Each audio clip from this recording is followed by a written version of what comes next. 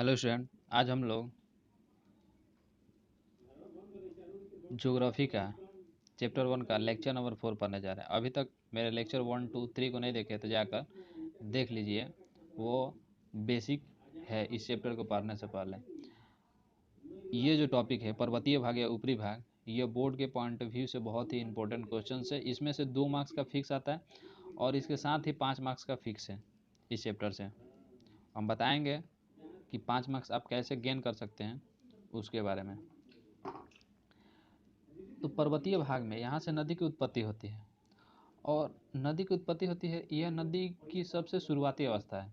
यहाँ पे नदी एकदम पतली और सक्रिय होती है। पतली मतलब एकदम नाले के समान, और संकरी मतलब यहाँ से अगर ये ऐसे नदी आ रही है तो यहाँ से आस्ते आस्ते क्या हो रहा है, नदी यहाँ पे चौड़ी थी और ये आस्ते आस्ते संकरी मतलब पतली होती जा रही है। इसे ही हम संकरी कहते हैं। पर्वतीय भाग में ये अपने युवा अवस्था में रहती है।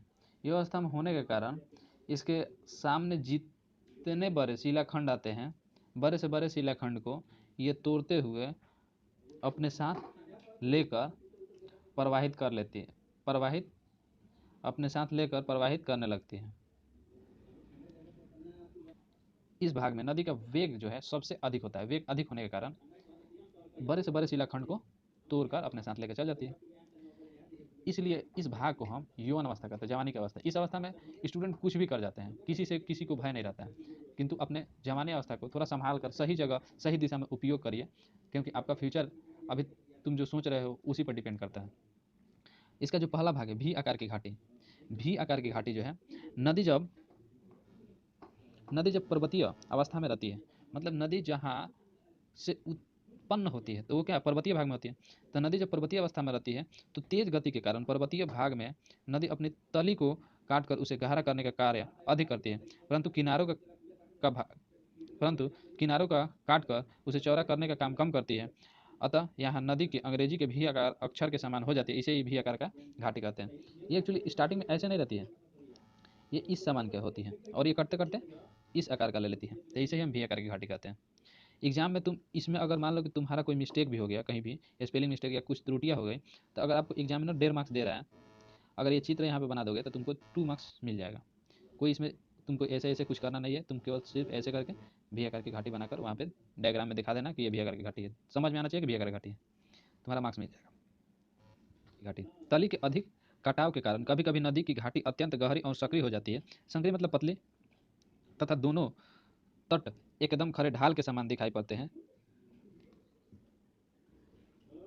जिससे नदी की घाटी का आकार अंग्रेजी के आई आकार के समान हो जाता है। इसे आई आकार की घाटी कहते हैं।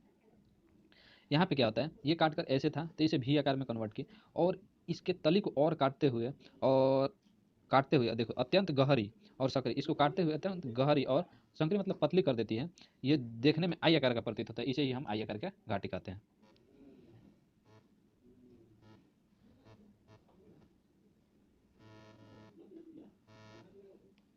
इसके बाद जो आता है गार्ज या कैनियन। ये सब डिफिनीशन तुम्हारे एग्जाम में पूछ सकता है, इसीलिए इसको लर्न करके रखना। गार्ज या कैनियन ये डिफिनीशन तुम्हारे एग्जाम में पूछ सकता है, इसे लर्न करके रखना। जब नदी किसी शुष्क पर्वतीय भाग से होकर बहती है तो कभी कभी घाटी अत्यंत गहरी और सक्रिय हो जाती है। इसे गार्ज कहते हैं। जब नदी शुष्क पर्वतीय भाग से, उसमें नमी नहीं रहती है, एकदम शुष्क हवा बहती है, तो कभी कभी घाटी अत्यंत गहरी और सक्रिय हो जाती है। आई आकार से भी और गहरी हो जाती है और सक्रिय हो जाती है, जिसे हम गार्ज कहते हैं। और गार्ज से देखो अत्यधिक गहरे और सक्रिय गार्ज को कैनियन कहते हैं। इंटरलिंक करो, इसको लिंक करो।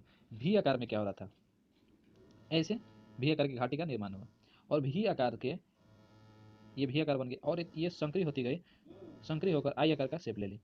और बोला यहाँ पे गाज और आई आकार बन गया, और आई आकार जब बन गया तो और गहरे और सक्रिय को हम क्या बोलते हैं, गाज कह देते हैं। और गाज जब बन जाता है तो उससे अधिक गहरे और सक्रिय गाज को हम क्या कहते हैं, कैनियन कहते हैं।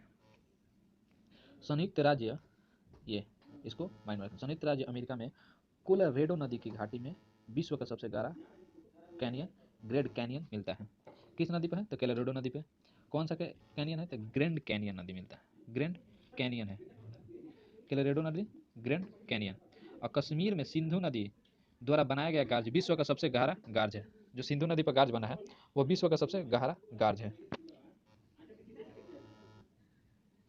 इसके बाद आता है वाटरफॉल या जलप्रपात। जब किसी स्थान पर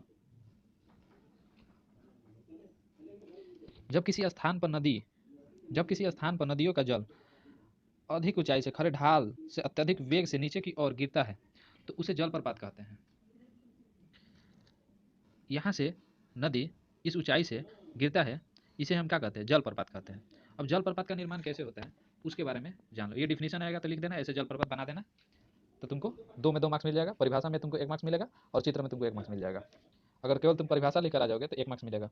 और इसका अगर निर्माण पूछ रहा है किस प्रकार जलप्रपात बनता है तो उसके देखो, जब ऊंचे पर्वतीय भाग में नदी बहती है तो नदी के मार्ग में कठोर तथा मुलायम चट्टानें बिछी रहती है। नदी के मार्ग में जो है कठोर और कोमल चट्टानें क्या होता है? एकदम वो पानी से बह जाती है, वैसे कोमल चट्टानें। और कठोर चट्टानें जो है वो जल्दी टूटती भी नहीं है, कठोर। नदी कठोर चट्टानों की अपेक्षा, कठोर जो चट्टान है उसकी अपेक्षा मुलायम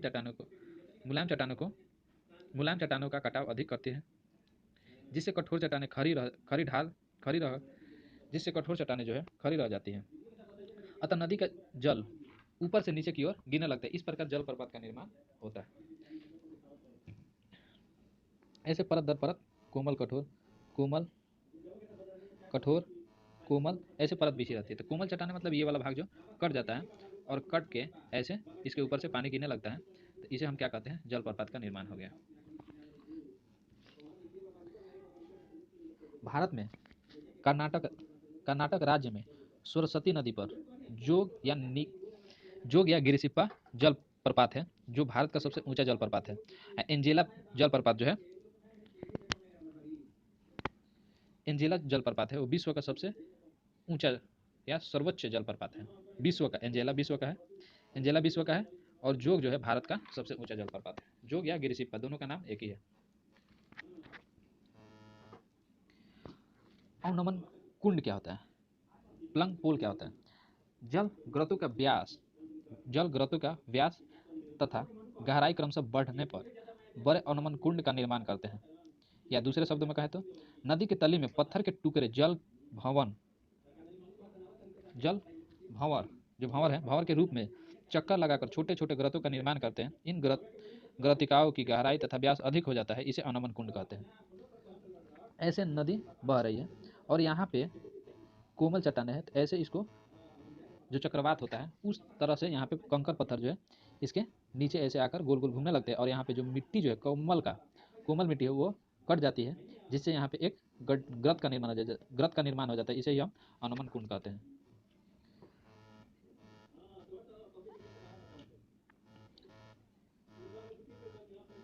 अवनमन कुंड जो होता है उसमें छोटे छोटे ग्रत का निर्माण होता है और जब वही अवनमन कुंड बड़े रूप ले लेते हैं तो उसे हम जल गर्तिका कहते हैं।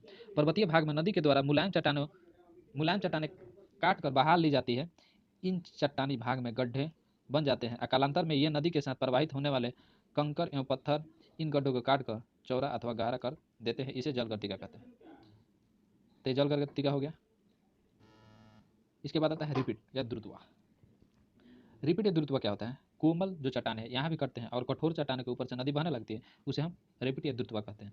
जब नदी के मार्ग में कोमल और कठोर चट्टाने की स्थिति लंबवत होती है, एकदम सीधी होती है, तो पानी के बहाव से कोमल चट्टानें कट कर बह जाती है, परंतु बड़े चट्टानें खड़े रहते हैं तो वहाँ नदी का जल मध्यवर्ती कड़ी चट्टानें के ऊपर चढ़कर फिर से नीचे गिरने लगता है, इसे रिपीट या द्रुतवा कहते हैं। ये कोमल चट्टानें थी, ये कठोर। यहाँ से ये भाग नदी के बहाव से कट जाता है और इसके ऊपर से नदी गिरने लगती है, फिर यहाँ पे कट जाता है इसके ऊपर से। इस तरह से नदी उछलते कूदते हुए प्रवाहित होती है, इसे हम क्या कहते हैं? रिपीट या द्रुतवा कहते हैं। उच्च पर्वत का जो भाग बाहर निकलकर निम्न भाग में मिल जाता है उसे पर्वत प्रक्षेप कहते हैं।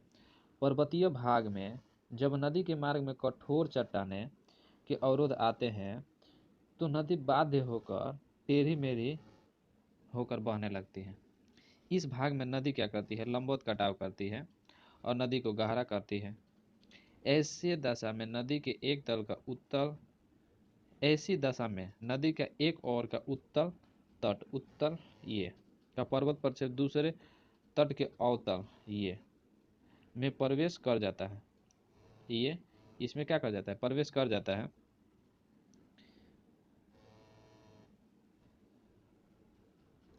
ऐसी दशा में एक ओर का उत्तल तट का पर्वत परिक्षेप दूसरे तट के अवतल तट में के धसान में प्रवेश कर जाता है। इस प्रकार नदी के दूसरे ओर का उत्तल तट का पर्वत परिक्षेप दूसरे तट के अवतल तट के धसान में प्रवेश कर जाता है। इस प्रकार दोनों ओर का पर्वत परिक्षेप एक दूसरे से मिले हुए दिखाई पड़ते हैं। इन्हें ही परस्पर संयुक्त पर्वत परिक्षेप कहते हैं।